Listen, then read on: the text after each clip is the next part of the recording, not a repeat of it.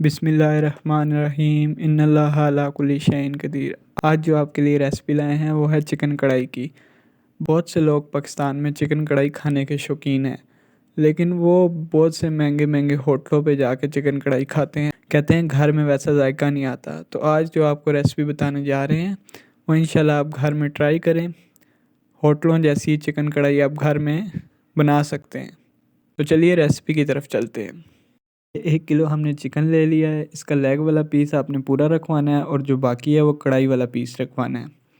ये आप इसमें देख सकते हैं रेडनेस सी है, खून सा लगा है। इसको साफ़ करेंगे अभी हम, और इसको साफ़ करने का जो सबसे अच्छा तरीका है वो है आपने इसके अंदर 1 चम्मच भर के नमक शामिल कर देना है। नमक शामिल करने के बाद आपने इसमें थोड़ा सा सिरका शामिल कर देना है। सिरके और नमक से आप देखेंगे कितनी अच्छी इसके अंदर एक वाइटनेस सी आ जाएगी और ये खून वगैरह बिल्कुल साफ़ हो जाएगा। इसके बाद आपने इसको मल के धो लेना है। ये देखें आप, वाइटनेस से बिल्कुल चिकन साफ़ हो गया है। बिल्कुल ये सिरके और नमक की वजह से ये बेस्ट तरीका है धोने का। आपने कढ़ाई ले लेनी है। कढ़ाई आपने मोटी लेनी है ताकि जो सालन वगैरह है वो नीचे ना लगे। अगर आप पतली कढ़ाई लेंगे तो चिकन कढ़ाई बिल्कुल नीचे लग जाएगी और वो जल जाएगी। 1 किलो चिकन को हम चिकन कढ़ाई में शामिल कर देंगे। उसके बाद हमारे पास तकरीबन 4 से 5 टमाटर हमने इसके अंदर शामिल कर दिए। अभी चूल्हा हमने नहीं जलाया हुआ। 4 से 5 टमाटर शामिल करने के बाद 1 चम्मच इसमें नमक शामिल कर देंगे। नमक आप बाद में भी शामिल कर सकते हैं अगर कम हो जाए तो। नमक शामिल करने के बाद इसमें थोड़ा सा पानी शामिल कर देंगे। पानी शामिल करने के बाद आप इसको थोड़ा सा अच्छी तरह हिला के मिक्स कर देंगे। अच्छी तरह मिक्स करने के बाद आप इसको तकरीबन 10 से 15 मिनट ढक के रख देंगे ताकि गोश्त अच्छी तरह गल जाए और टमाटर भी गल जाएं। 15 मिनट के बाद टमाटर अच्छी तरह गल गए हैं और उन्होंने अपना पानी छोड़ दिया है। अब तकरीबन 75% चिकन गल चुका है। बाकी का 25% हम भुनाई करके गलाएंगे। 5 से 6 मिनट बाद इसका पानी सुखाने के बाद आप इसमें आधा चम्मच लहसुन का पाउडर और आधा चम्मच अदरक का पाउडर डाल दें। आप पेस्ट भी शामिल कर सकते हैं। मेरे पास पाउडर था तो मैंने पाउडर शामिल कर दिया। शामिल करने के बाद आप अच्छी तरह इसको मिक्स करें ताकि गोश्त की जो स्मेल है वो लहसुन अदरक की वजह से ख़त्म हो जाए। अब इस पॉइंट पे हम ऑयल शामिल कर देंगे चिकन में और अच्छी तरह इसको भूनेंगे।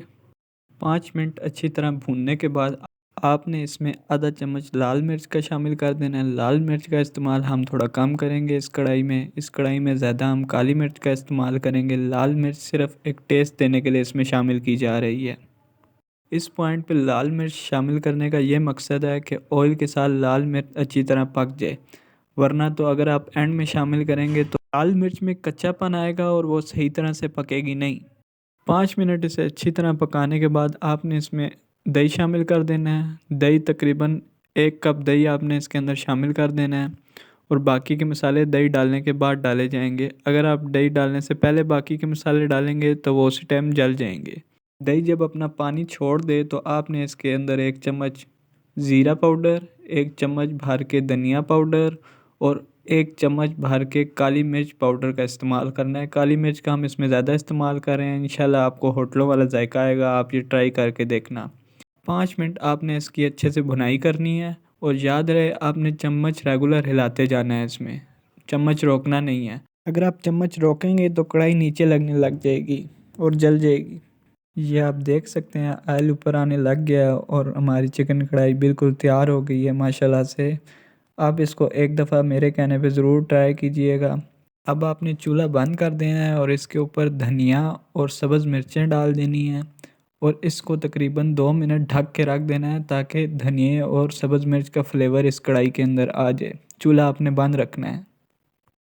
अगर आप हमारे चैनल पे न्यू हैं तो वीडियो को लाइक करें, वीडियो को शेयर करें और चैनल को सब्सक्राइब करें ताकि हर आने वाली टिप और रेसिपी आप तक पहुंच सके।